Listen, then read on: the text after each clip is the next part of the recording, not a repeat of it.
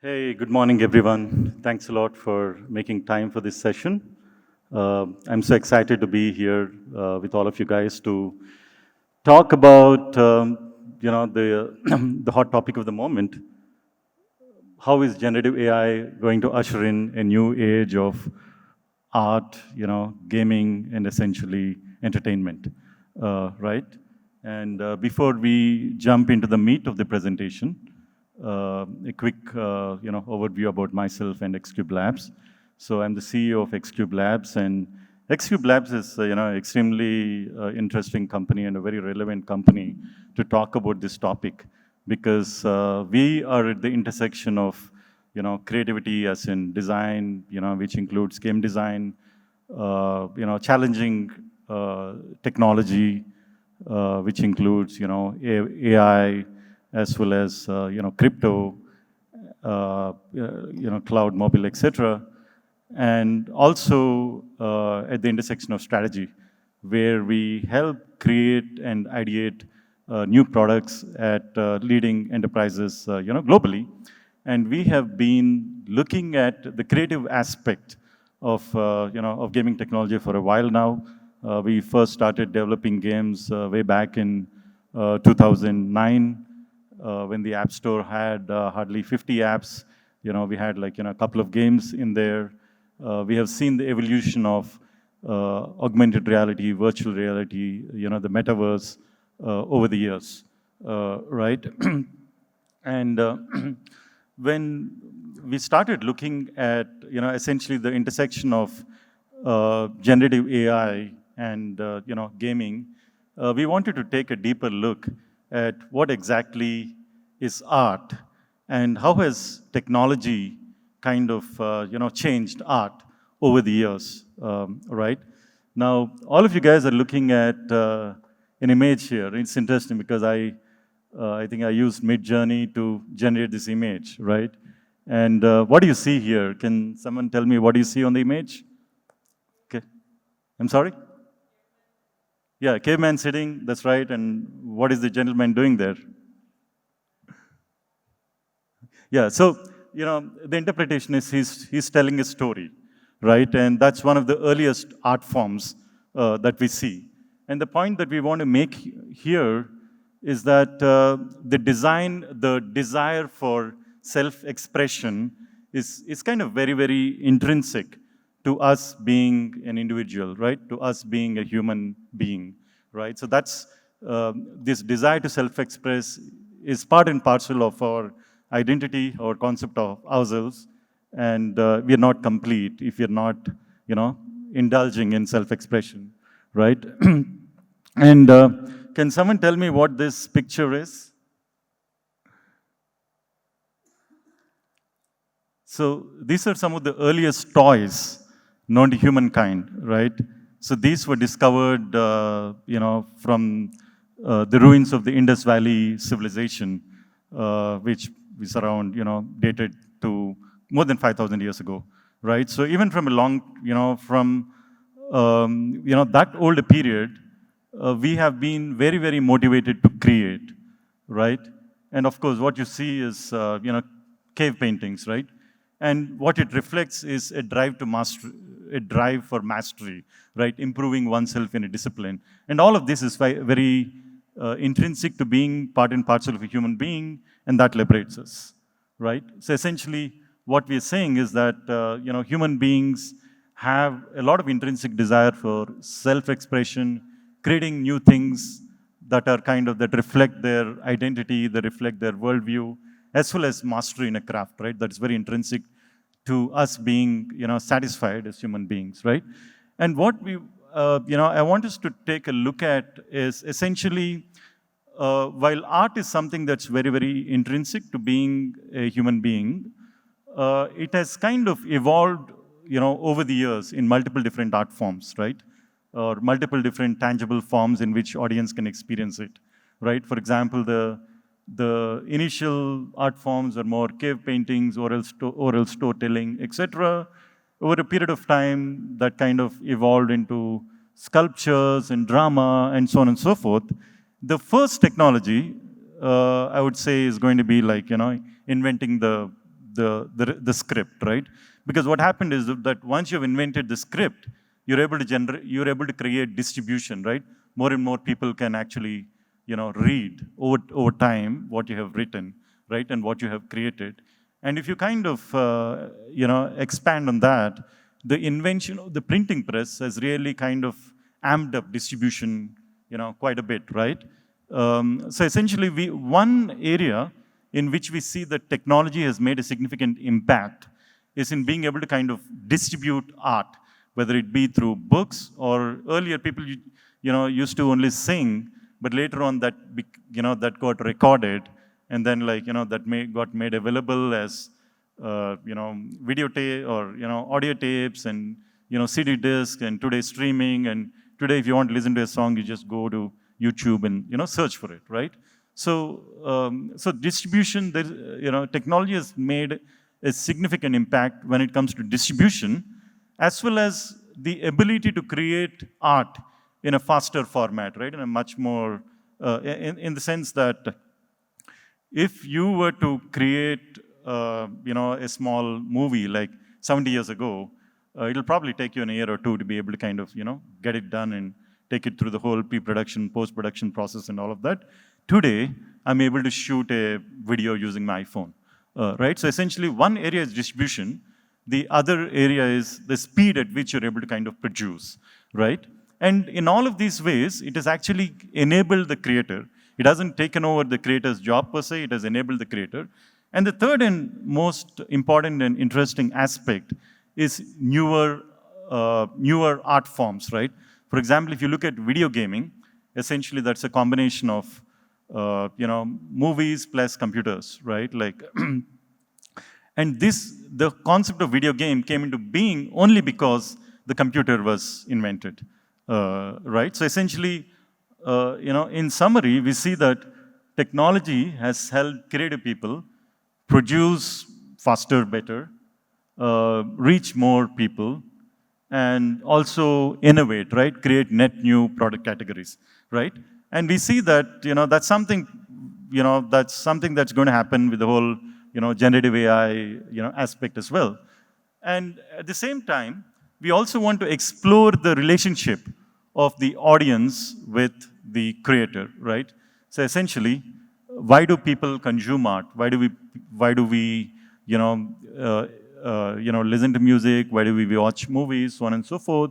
So essentially, when we are experiencing art, we're trying to interpret our own life through the life by experiencing the life of someone else, right? Or it could be like a diversion from your daily routines. I watch a movie because I'm bored of what I'm doing in my life. I want to do something. Or you have an immersive blend at a low cost of adrenaline, emotion, and engagement, right? That's what basically gaming provides to us. So we have studied that essentially producing art is at the core of each one of us. But unfortunately, we see that there's a 1:100 ratio between people who create art and people who consume art, right? And why is that? Why are each one of us not, very productive in the world of art? And there's several reasons, right? So one is that it takes a lot of time for us to be able to kind of, perfect a skill, be a musician, be a dancer, be, anything, right? So, and then the other thing is that in an older world, I could be a famous artist in my village, and I could probably, still lead like a decent, or at least I could sustain my art by catering to this small audience. But now in a digitized global world, it's become very, very challenging for unless you're at the top of the profession, unless you're like the top 10 singers or the top 25 singers in India or in the US, it's very difficult for you to have like a sustainable, lifestyle, because you're talking about a winner takes it all kind of a space. And then the other thing also is that it also takes time to create complex art forms, right? If you want to create a game, it's very difficult for me just as a solo creator to be able to kind of do that. And of course, the challenges of building and sustaining an audience. A lot of these challenges will be, reduced with the new tools and technologies that generative AI is basically bringing to us, right? And it also poses a philosophical kind of question because people say that in time to come, nobody really will need to work, right? And then in the sense that AI is going to produce everything. And when AI is producing everything, what will people do? So I think people will need to self-actualize, self-express, and create art, which makes it all the more important for us to, experiment with generative AI, right? So in an ideal state, AI will make artists of us all, right? That's the North Star. So how many of you guys have used tools like Midjourney or DALI? Awesome. And how many of you guys used ChatGPT or similar kind of co-pilots for writing code and stuff?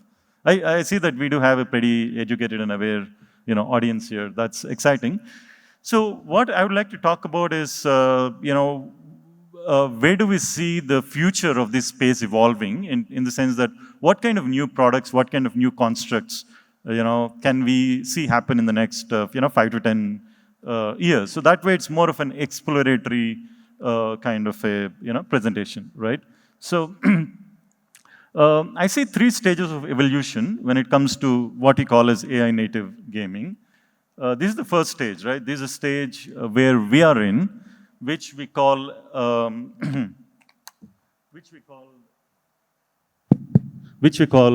authored arenas, right? When we say authored arenas, it basically means that it's a very tightly defined game environment. For example, I'm playing a game like Candy Crush, or I'm playing a game like Clash of Clans or something of that kind, where the range of activities that I do is kind of highly structured. The responses that I get are also kind of highly structured, right? So this is the world that we live in, where you have the creator who uses technology to create work products, which for this scope of discussion are going to be like, video games. And you're going to have audience who is going to basically interact, right? They're going to consume content, they're going to engage with the platform to create new experiences. And the orchestration, the manual orchestration with people is also through the live ops, where you're able to kind of study why people are spending time on a particular screen, why people are more engaged with a particular mechanic. And based on that, you're going to make changes there, right? So what we see moving from here on is to the next stage, where we're talking about adaptive sagas. And what do we mean by adaptive sagas? So fundamentally, we mean, very, very deep personalization, right? For example, let's say,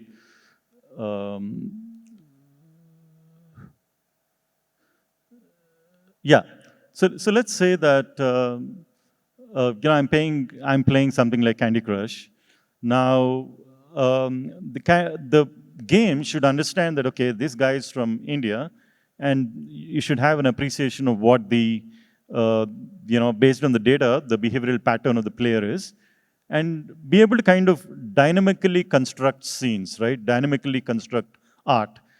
Currently, art is basically like, assembled from a limited store, right? When we're talking about the adaptive, arenas, your game will construct itself in real time, right? The art assets will be rendered in real time. And you can also have additional prompting interfaces where, for example, I want the game to be able to kind of maybe have a different art style, or be able to kind of be more challenging. All of that can be achieved by some kind of a prompting engine, right? And in addition, you don't necessarily have a scheduled path, right? You don't need to really have a linear and a very structured path on how the player is going to travel inside of the game.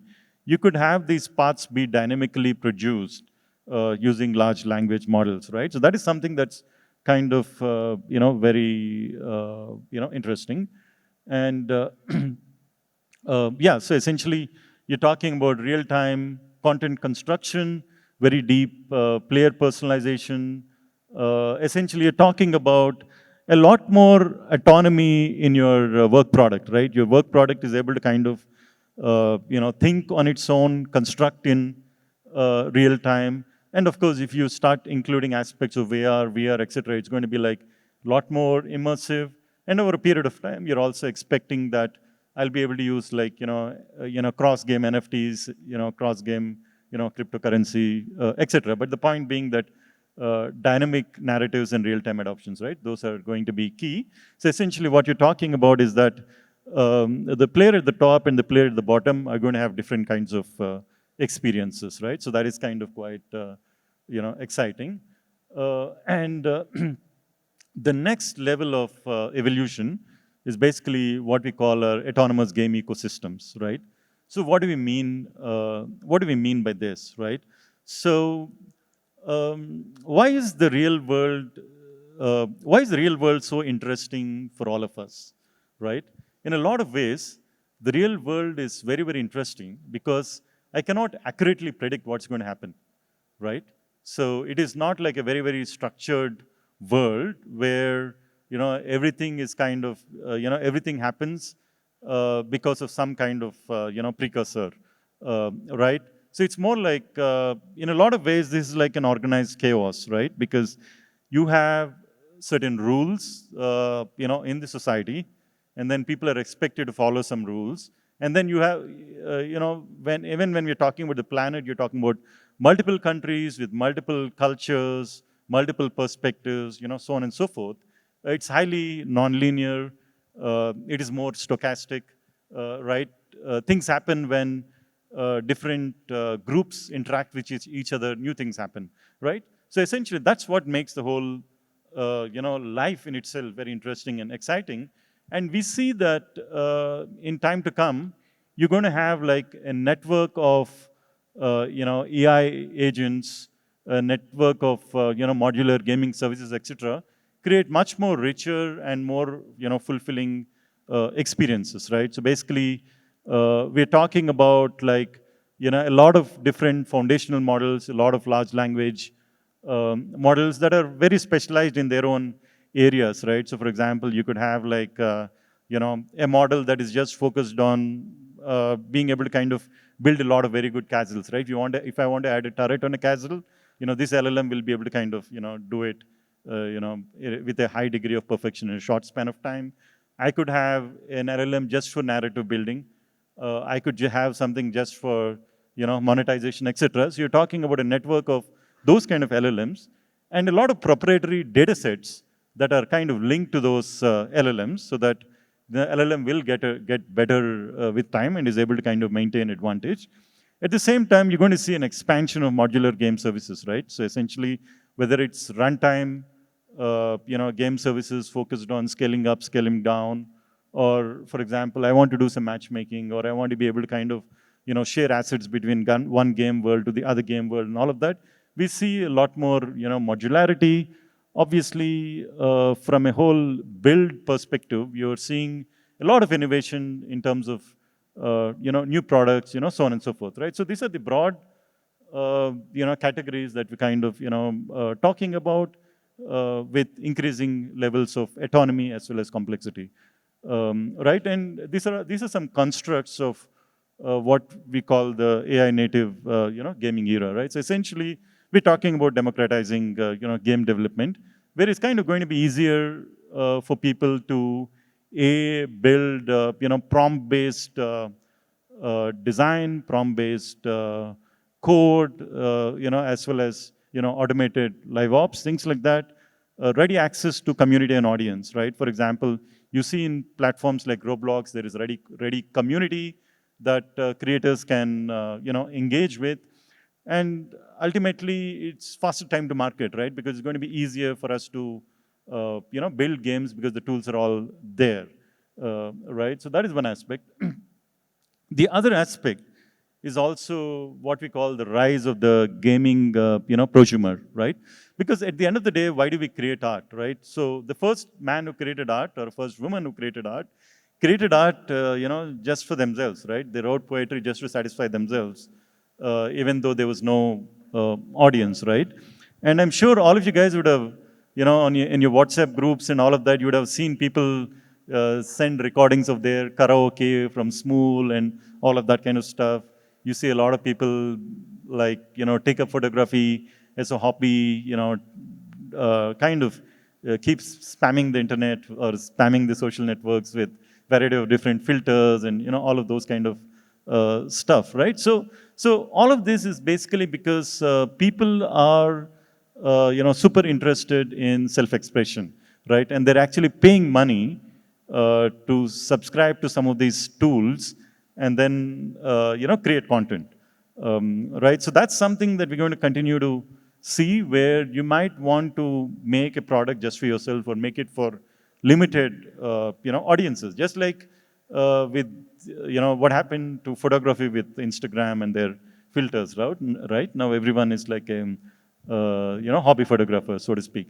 And the other thing is that in a post-AI world, we're also talking about, why should audience just be people, right? Why can't audience be like, bots that kind of help me in my, if I'm creating a game, if I write a poem, I could have a bot that will basically help me, improve my singing or improve my,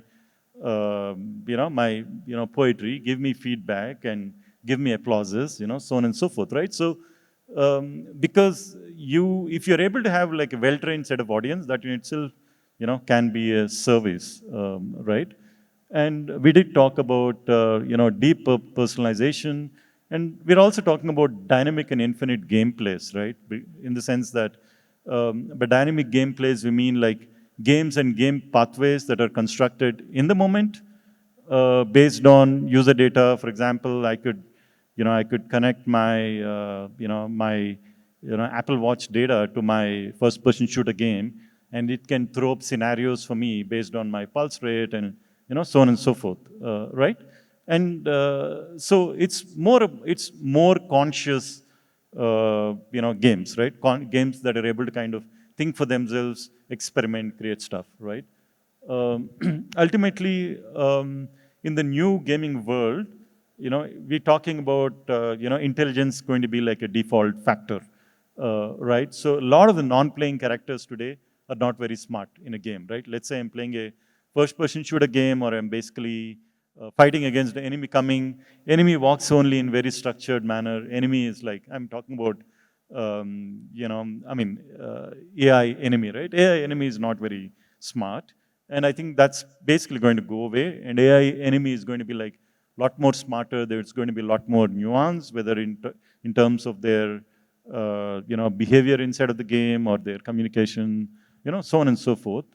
And the other thing is the ability for us to create newer art forms, newer immersive game forms, using very, very realistic, data, right? So for example, if I'm playing a game of cricket in an AR, in an immersive world, I should be able to kind of capture, a lot more nuance on how the ball is coming towards me in the virtual world compared to what it is now, right?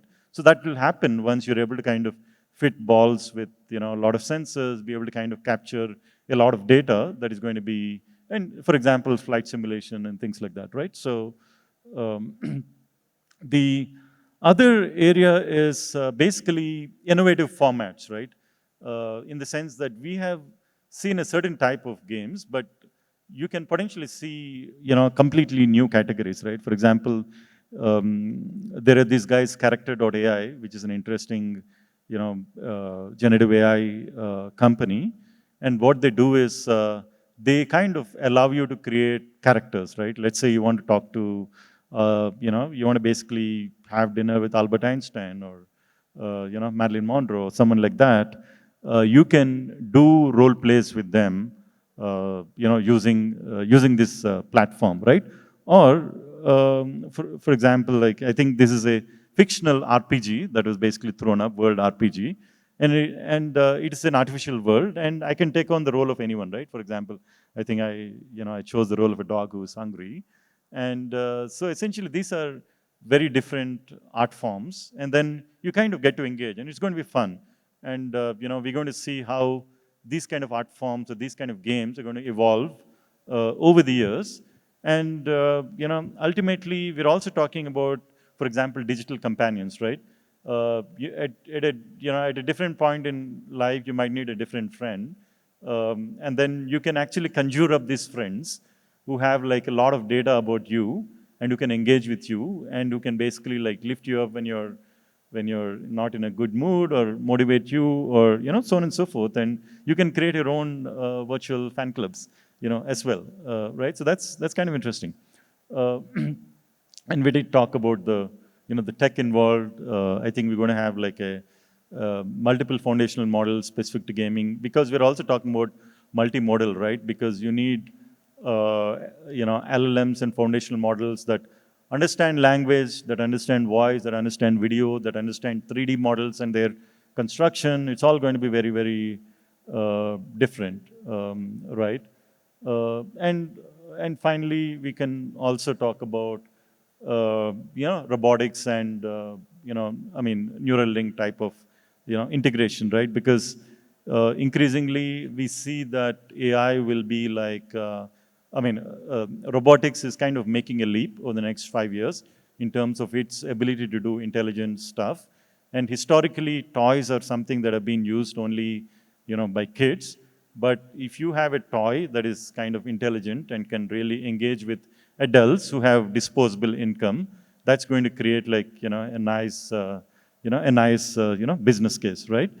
And ultimately, what are the opportunities, right? And we do see that there are a lot of, this space is so emergent. There are like so many possibilities, so many companies that are already getting funded at multiple, layers of the stack. I think this is a market map from, Lightspeed Ventures. Every VC company has a similar, every major VC company would have a similar market map, or like a Lumascape.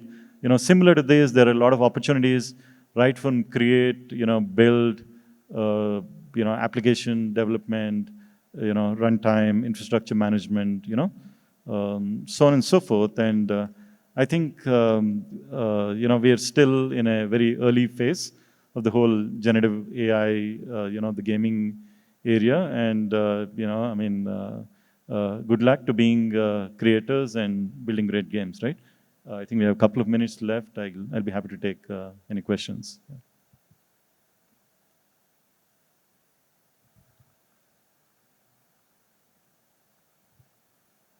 Okay. Yeah, please.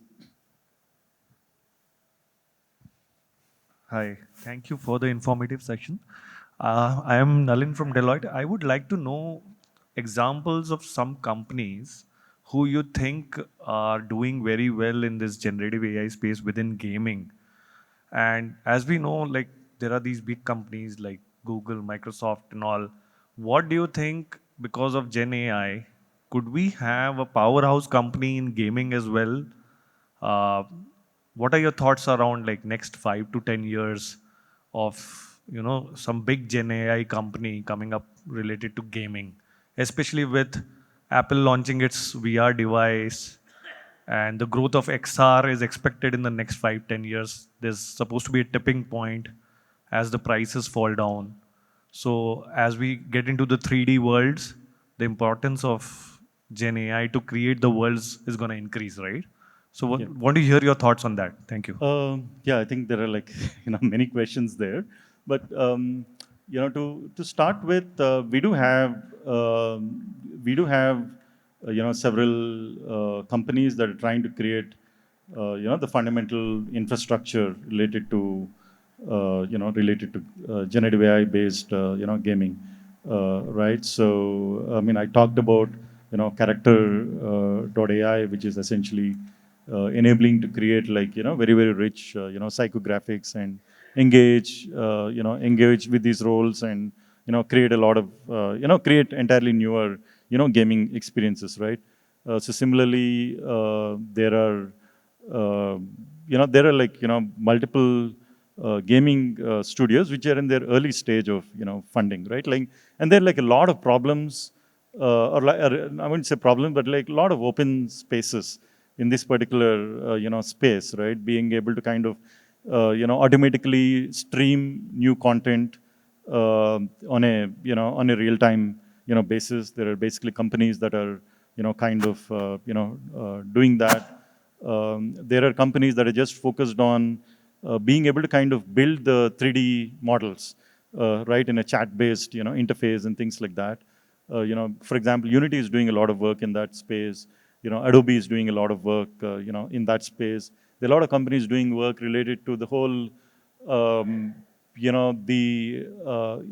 I would say the copyrights aspects, because most of the time you're generating AI, generating images, but you're also you're using LLMs to generate, but these LLMs that have been trained in a lot of existing graphics, and then you don't want to take liability for that, or you want to be able to kind of backtrace the training data set and all of that kind of stuff, right? So there are like multiple companies in this space, as well as incumbents. I don't want to name specific companies per se, but there are a lot of emergent spaces, right? So, and yeah, even from an AR VR perspective, in our view, the big challenge with VR has been haptics. Because when I'm playing in VR or AR world, I want to be able to kind of touch things, right? And that technology has not been very strong. But with Apple's new headset, it promises to be able to kind of make a leap there. And over the next 5 years, we would see that there is stronger possibility that you have much more viable AR VR kind of experiences. But if you're a developer, I wouldn't want to basically spend much time and effort there. Right now till it kind of gets to be a little bit mature. A lot of opportunity on the infrastructure side. Yeah. All right then. My time is up. You've been a wonderful audience. Thank you so much. Take care.